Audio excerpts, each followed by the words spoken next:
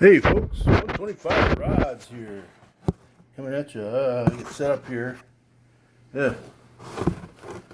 All right. So there, and of course we got 125 rods and Chrome Motorcycle Guy. Okay, guys. Well, hey Chrome Motorcycle Guy, what's up there, buddy?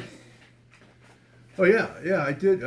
Actually, I'm in 3 group builds right now. So let's see, we've got Rebel Without a Cause, hosted by Dan over at 60s Rule channel. We've got Tim Nolan and Mike, um, The Intake and Rat Daddy Studios. We're doing the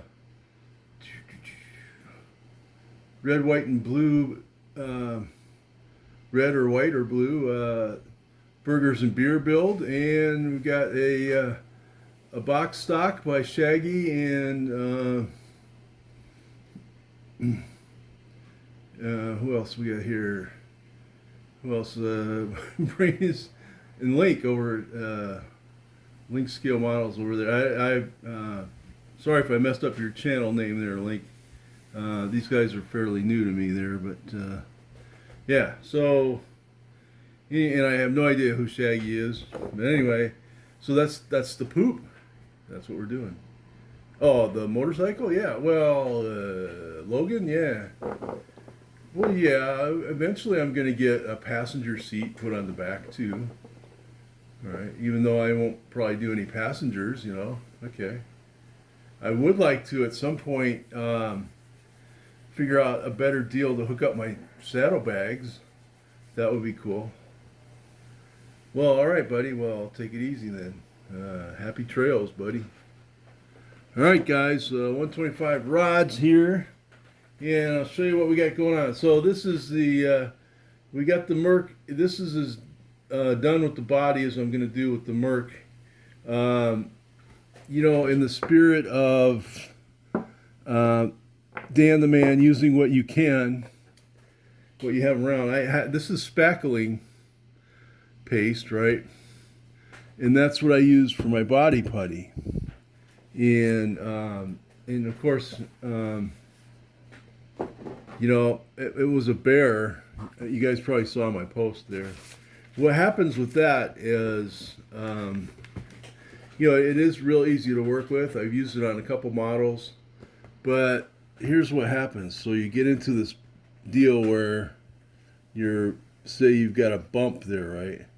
So it tricks you into, say you've got these all over the place, right?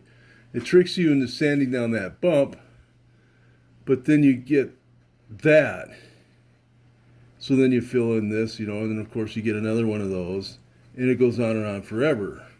So finally I learned that to just go back and forth with the shape of the car, you know, don't worry about those bumps and shit, and just kind of do the best you can like that, right? So, you know, it was a learning curve for me. Um, just like Dan, I like to use the thin styrene. I think this is 0.20 or something like that. And so my hood scoops on the Merc, what I did was I heated up the plastic, heated up my the tip of my needle nose with the lighter, right? And then I just kind of do this number here. I just kind of see if I can show you guys here. I put the plastic over that and form it around the end of the needle nose pliers with my fingers, and that's how I made my scoops, right, for the Mercury. I thought I'd share that with you guys. I've got, as you can see, the bolt is kind of stripped on my recliner. You can pick these up at Home Depot. So I did that. It worked out really great. What I did was, once the bolt was in through the stripped part of the metal, I put a locking nut. Well, I put a washer in the lock washer where I can, where it'll fit, and then a locking nut with the plastic on it there. So that's how we fixed our recliner.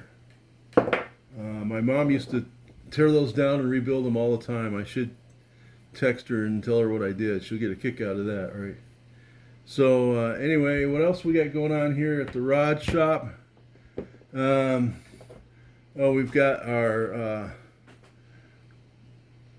53 Ford. We got his flathead. I think this is the flathead to it. I don't know. I'm working on 3 different models. I get the engines all mixed up, you know. But I think that's where we're at with that.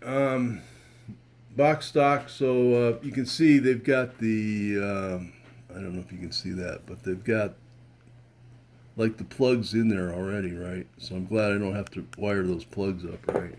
So I have to drill holes through that and everything. So we got that going on. And we've got the, all right, so we got the 53 body done. The box says it's another Victoria, right? The trim on the side says Crestline. And I still got to do a little more primer and painting on that, on its parts. It's got the wheel cover in the back and everything, so that's pretty good. 51 Chevy's done for the burgers and beer. The body, these are just the body parts, guys. So the bodies have their glass in. They're pretty much done. So I'm glad I reached that point. And what did I pick up? Check this out, guys. Street Fighter. Check it out. All in plastic. I don't even think I'm going to unbox it. I think I'm going to leave it like that. This is like a 1999 vintage or something like that. Street Fighter I never had. Another Tom Daniels. So that's really, really cool. All right, so my Merc, I'm looking at the box here. It's not going to look like that, right? It's not. But anyway, it's got nice customizing parts that I will use on there. This is George Barris designed, right? This is actually, because I'd never seen this model before. This is actually from 1980 vintage, right? So that may be, the Merc may be the oldest model that I have. I don't know. So we'll see. So that's what we got going on with that. I've been toying around with different wheels, wheel combinations. We've got, see if I can find it. Oh, I had to get more kits because, you know, I lost different pieces. I've lost the glass and all that other stuff. Okay, here we go. So I ordered another 51 Chevy, a different kit. They got had these wheels on it, right? So we're gonna do same tires, but we're gonna go with, you know, we got matching mags. I wanted mags. It looked nice with the mags, but the mags that I had for originally with that, they're going in the Thunderbolt, which I thought was, I'm not going to break up the Thunderbolt with that because I thought that was pretty cool. If I can get some lettered wheels like that for the Thunderbolt, I thought that looked pretty good. And as you saw in my post there, I like that setup. So yeah, I've got mix and match parts going on. I've got the 51 mixed in with the 53. So this is what happens when you work on 3 models at a time, right? So that's the story with that. Okay, so and last but not least, I picked up Auto Modeler. This is really cool. I got to show you guys something here. This is a, you know, and of course I folded this magazine up and kind of bent it all up and everything. See this? This was a tribute build that this guy made for Tom Daniels,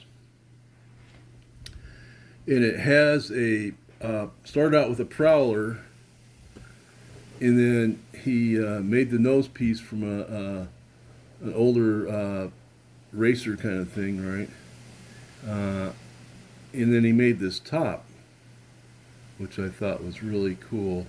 So what he did was, after he built this tribute to Tom Daniels, he actually sent the car to Tom Daniels, and he signed it on the roof, right, and sent it back to the guy, which I thought was really, really cool. You know, it shows where he's. I had the testers had a similar car to the Prowler, and it was a curbside, similar to this, and I put an engine in it just like that too. You know, but yeah, really cool stuff, guys. So that's the story with 125 rods here. Um, you know, just try it, guys. You know, this is the first time with my top idea there, right? You know, and you can see it's got blemishes, but that's the best it's going to be, because I spent a lot of time getting it to that point. But you know, the idea is there. You know, you can see where I was going with it. You know, and I didn't plan on using the dark, but dark spray paint. But this was the last of my 64 Chevy paint, which I gave to somebody. So yeah, I'm just letting it the body set for the body and the paint and the spackling and everything to set up for about a week or two before I clear it, or attempt to clear it. And so yeah, you know, it's you know, that's how we went with it. You know, that's how we rolled. So yeah, you know, like all my models, if you look up close, you'll see all the blemishes. I'm just not all of them, but you know how modeling is. The cameras do wonderful things for our models. But anyway, so this is 125 rods, and everybody enjoy your Sunday, and I am out.